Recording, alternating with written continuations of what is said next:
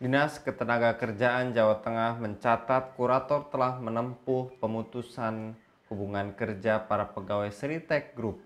PHK itu terjadi pada PT Bitratex pada Januari 2025 sebanyak 1.065 orang. Di bulan Februari, PHK terjadi di PT Seritek Sukoharjo sebanyak 8.504 orang, PT Primayuda Boyolali juga 956 orang, dan juga beberapa PT-PT lainnya yang jumlahnya kalau di total mencapai 10.965 orang yang terkena PHK sementara. Dan di PT lainnya juga berdampak yang sama yang terjadi pada tahun 2024 atau sebelum pilot. Apakah pemerintah tidak cukup peduli dengan nasib buruh yang di PHK, dan apa yang bisa dilakukan untuk memastikan hak-hak pekerja terjamin setelah PHK?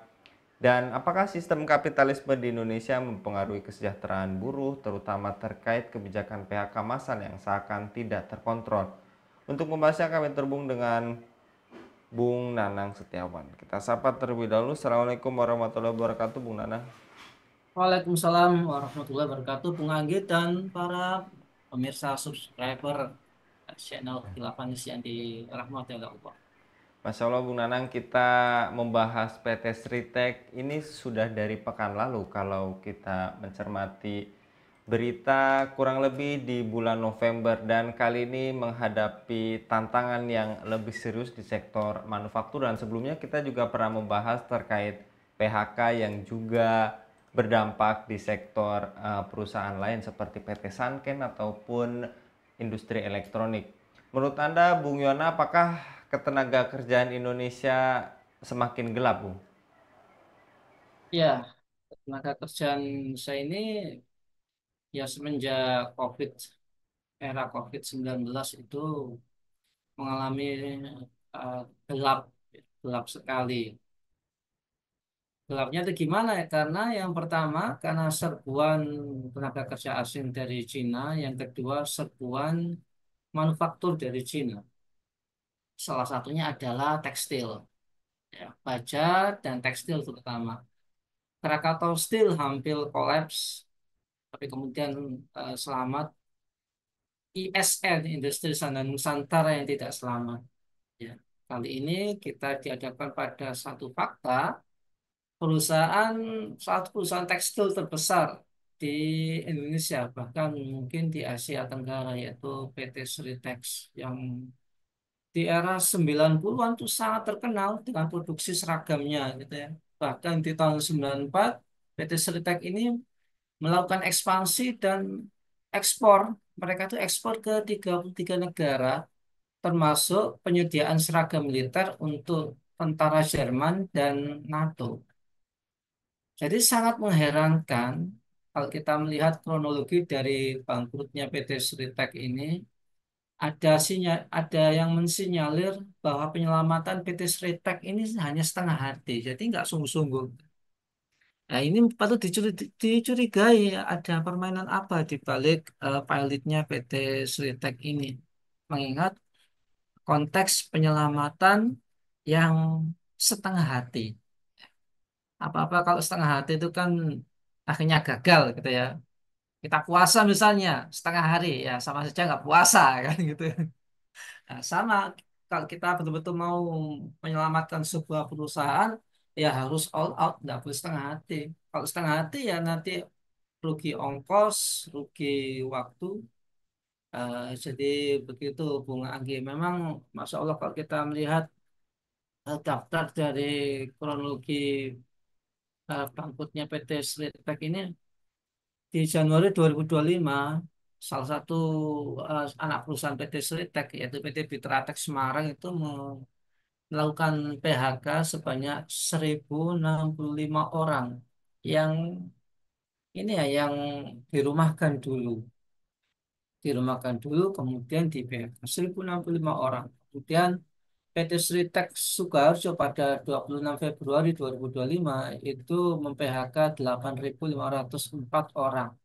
Kemudian PT Primayuda Boyolali 956 orang, kemudian PT Sinar Panca Jaya Semarang 40 orang, kemudian PT Bitratek Semarang 104 orang. Puncaknya eh, pada bulan Maret ini semua karyawan tidak boleh bekerja dan totalnya itu mencapai 10.665 orang.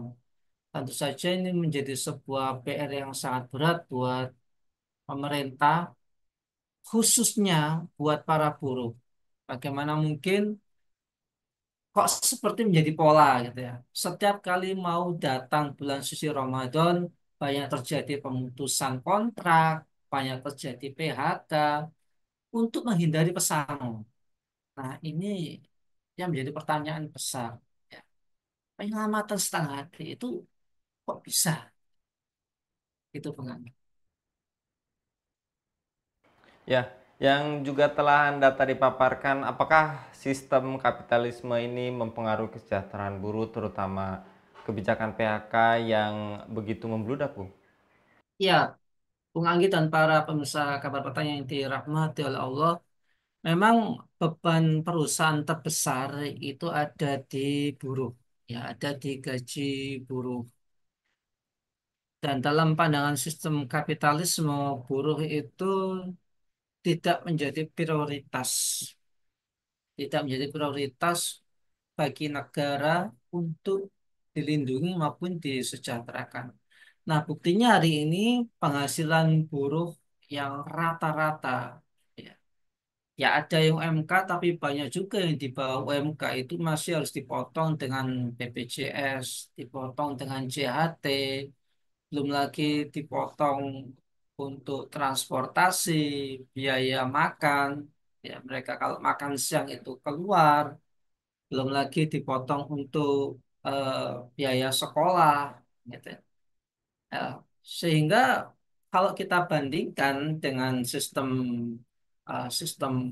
pemerintahan Islam yakni khilafah, BBM gratis, gratis dan asli bukan oplosan, Bung Anggi dan para pemirsa sekalian.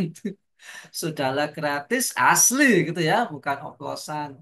Kemudian pendidikan, kesehatan, termasuk jaminan mendapatkan pekerjaan itu semuanya diberikan secara gratis. Memang kalau dalam sistem Islam tidak ada yang namanya pesangon. Tidak ada yang namanya pesangon. Tapi seluruh kebutuhan hidup masyarakat semuanya dipenuhi oleh negara. Apa yang hari ini rakyat harus bayar di masa khilafah itu gratis. Dalam sistem pemerintahan itu gratis dan kualitasnya VVIP, kualitas terbaik, ya, bukan abal-abal.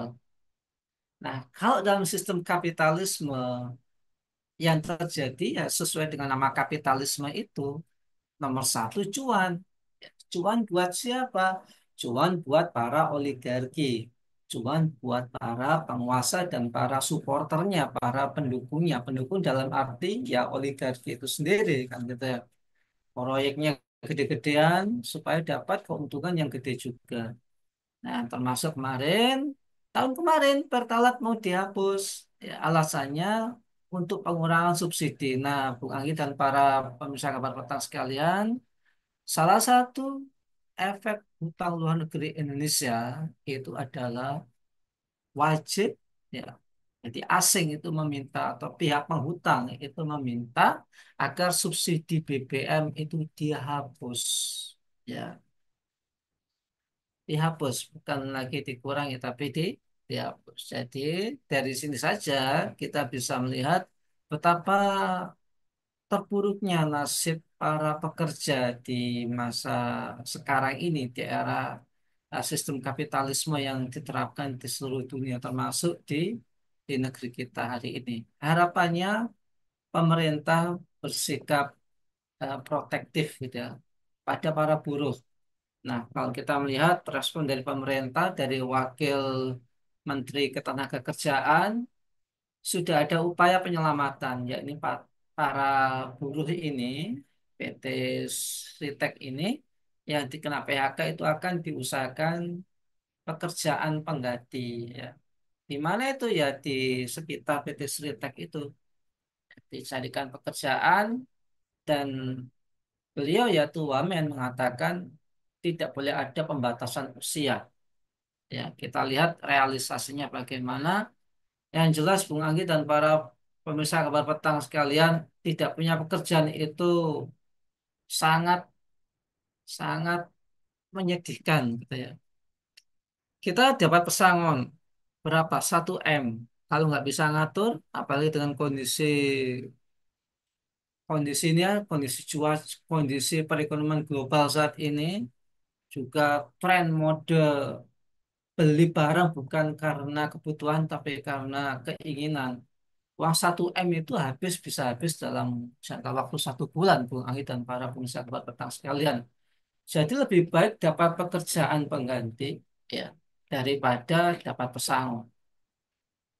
Karena dengan pekerjaan itu mereka bisa hidup dari bulan ke bulan. Kalau dapat pesangon namanya orang dapat uang gede kan, ya, dapat uang gede, wah kepingin beli apa saja yang selama ini dalam pikirannya mereka nggak sanggup beli gitu ya. Jadi ya kita lihat bagaimana kelanjutan pernyataan dari Wakil Menteri Ketenagakerjaan bahwa para buruh seritek ini yang akan dicarikan pekerjaan lain setelah mereka ini di itu lagi. Lantas menurut Anda adakah kebijakan yang tadi yang disebutkan yang lebih tegas lagi untuk melindungi buruh dari praktek PHK sepihak dan memberikan jaminan pasca PHK selain tadi yang diusahakan mencari tempat pengganti setelah PHK, Bu? Ya, kita kalau mau cari solusinya maka solusi yang paripurna itu hanya dalam sistem Islam ya. Dalam sistem ketenagakerjaan dalam dalam Islam untuk menyediakan lapangan pekerjaan itu tidak mudah Bung Anggi dan para pemirsa sekalian. Negara harus melakukan industrialisasi di segala bidang. Kalau dalam bahasa Orde Baru itu melakukan nasionalisasi semua semua perusahaan. Ya, contoh di Freeport itu harus diambil alih dan dikelola oleh pemerintah sendiri. Bukan cukup berbangga dengan memegang saham sebanyak 50%, 51% dari PT Freeport. Ya. Tapi semuanya harus diambil alih. Yang mana dari hasil kekayaan alam itu akan bisa digunakan ke kemakmuran rakyat. Jadi dalam sistem Islam, industrialisasi itu merupakan penopang ekonomi negara. Mulai dari industri sabun mandi, industri pasta gigi, ya, industri minyak rambut, sampai industri pesawat terbang, industri elektronik seperti smartphone, itu semuanya harus dibikin di dalam negeri. Nah, dengan demikian akan menyerap banyak tenaga kerja. Dan tentu saja karena itu adalah perusahaan milik negara, maka negara bertanggung jawab 100% untuk kelanjutan eh, pekerjaan mereka. Disinilah terjadi jaminan kelangsungan kelangsungan seorang buruh untuk mendapatkan pekerjaan, dijamin. Ya. Meskipun juga dalam sistem Islam pekerjaan itu sistemnya kontrak, ya, sistemnya kontrak. Karena nanti dikhawatirkan dia sakit atau dia punya keinginan untuk bekerja di tempat yang lain, boleh, ya, silahkan, tidak ada ikatan, tidak ada ikatan. Ya, karena itu kan ikatannya kontrak, ya. Apakah itu kontraknya setahun, kontraknya 5 tahun, 10 tahun, mungkin 25 tahun. Jadi harus ada kontrak. Nah, kemudian perusahaan tidak dibebani dengan iuran BPJS, tidak dibebani dengan jaminan hari tua, karena semuanya menjadi tanggungan negara. Kesehatan itu tanggungan negara, bukan tanggungan pemilik perusahaan. Nah, hari ini beban itu kan ada di semua beban itu ya jaminan hari tua, kesehatan dibebankan kepada perusahaan dan buruh. Jadi solusi nyata dari Islam itu banyak ini ya, banyak stepnya. Artinya banyak cara untuk menyelamatkan ketenaga kerjaan. menyelamatkan seorang pekerja untuk tetap bisa bekerja. Ya, jangan kalah sama di Jerman. Selama orang itu mau kerja, apakah itu usianya di atas 25, 26 tahun, mau usianya itu 40 tahun, bahkan mau usianya itu 60 tahun, selama dia mau kerja, dikasih pekerjaan, gitu. Dikasih pekerjaan. Nah, memang dalam sistem kapitalisme hari ini di Indonesia, ya dengan begitu begitu kuatnya cengkraman oligarki, termasuk kekuatan asing ya ini Cina, banyak menyingkirkan buruh dalam negeri.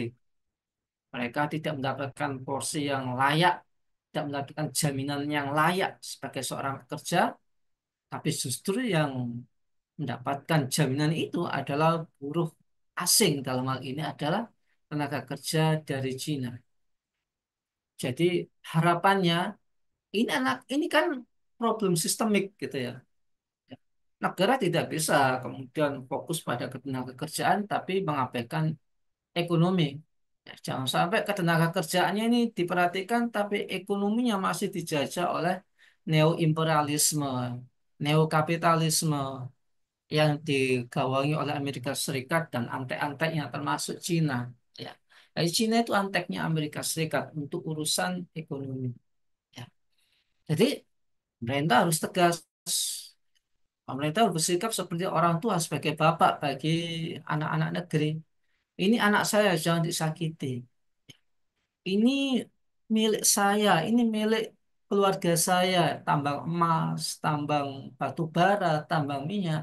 Kamu asing, Amerika sama Cina jangan ikut campur. Sana pergi sana. Harus kayak gitu, harus seperti bapak gitu. Melindungi anak-anaknya sendiri. Nah, gitu bukan. Ya. Dan bagaimana seharusnya negara serta korporasi berkolaborasi untuk menciptakan sistem ketenaga kerjaan yang lebih adil dan berkelanjutan bagi para pekerja, Bung? Ya, sebagaimana yang tadi saya sampaikan, negara dengan perusahaan ya. Jadi kalau dalam sistem Islam boleh ada perusahaan swasta, boleh ada perusahaan eh, yang didirikan oleh individu-individu warga negara. Cuman negara itu ikut campur atau berkolaborasi terkait yang pertama urusan gaji, bukan. Gaji dalam Islam itu bukan UMK, bukan UMR, ya. Contoh, UMK Pasuruan kota sama kabupaten kabupaten itu bisa beda, ya. Kan. Nah, sehingga UMK itu hari ini merupakan wujud ketidakadilan yang diciptakan oleh sistem kapitalisme buat para buruh. Pemerintah misalnya mau menaikkan UMK Kota Pasuruan tinggi gitu ya. Sementara perusahaannya ditarik pajak yang tinggi juga. Ya. Jadi itu salah satu dilema yang terjadi. Kuat nggak perusahaan itu dikasih UMK misalnya di atas 5 juta? Ya nggak kuat perusahaannya. Kenapa? Bebannya sudah terlalu terlalu berat. Gitu. Nah, kalau dalam sistem Islam ada yang namanya bukan UMK tapi ajrun misli, upah pasaran. Pasarannya berapa? Dan itu diterapkan di ini ya di seluruh wilayah negara, tidak per kota atau kabupaten, enggak, tapi diterapkan untuk seluruh wilayah negara. Karena harga beras sama, harga BBM juga sama, kan gitu ya. Harga kaos kaki sama. Jadi kan eh, untuk menentukan UMK itu kan eh, pemerintah, buruh dan pengusaha melakukan survei pasar kan. Ya, survei pasar di total semua item yang termasuk saya sebutkan tadi sampai ketemulah di total jumlah UMK kota atau kabupaten. Dan itu tidak terjadi dalam Islam. Dalam pandangan Islam, negara itu mendatangkan seorang ahli, melakukan survei di pasar, ya, ditetapkanlah ala ajrul misli. upah layak, upah yang semestinya. Sehingga buruh itu digaji sesuai dengan curahan tenaganya. Hari ini banyak buruh yang bekerja itu hampir 24 jam, Bung Anggi dan para pemirsa kabar petang sekalian. Mereka bekerja lebih dari 8 jam, ya. Padahal orang kalau kerja di atas 8 jam, tingkat konsentrasinya menurun, ya. Sehingga bisa menyebabkan kecelakaan kerja. Nah, hari ini banyak yang kerja di atas 8 jam. Sehingga jangan heran banyak terjadi kecelakaan kerja. Luputnya kecelakaan di tempat kerja, kecelakaan di jalan. Baik ketika berangkat maupun pulang kerja. Nah, jadi negara itu betul-betul hadir untuk melakukan perlindungan kepada tenaga kerja. Mulai yang namanya perlindungan ya dilindungi nyawanya, dilindungi kesehatannya, dilindungi keluarganya. Kalau sakit, Bung Anggi ya, kalau ada seorang pekerja yang sakit, dihitung, ditanya berapa nafkah eh, kepada keluargamu sehari. Misalnya nafkahnya 200.000. Nanti dihitung dia sakit berapa hari. Nanti kan dokter itu yang memperkirakan. Misalnya dia harus ngamar selama 10 hari. 200.000 kali 10. 2 juta. Kasih ke keluarganya. Tidak cukup itu. Setelah dia pulang dari rumah sakit, diawasi perkembangannya.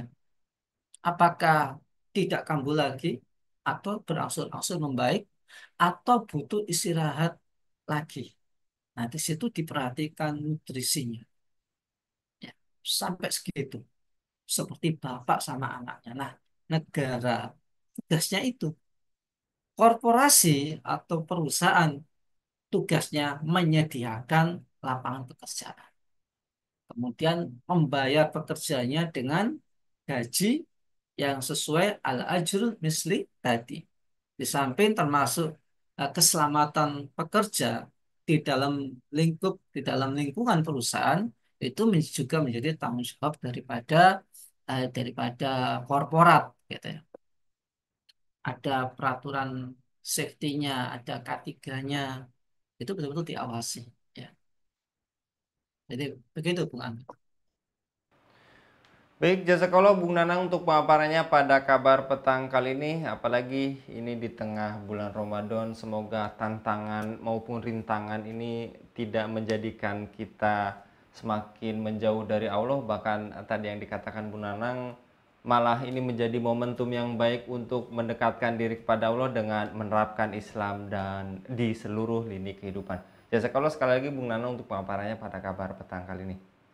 Demikian pemirsa Ilava News, dukung dengan subscribe, share, dan like. Semoga menjadi kebaikan bagi kita semua di dunia dan di akhirat. Saya Anggi Suara undur diri. Assalamualaikum warahmatullahi wabarakatuh.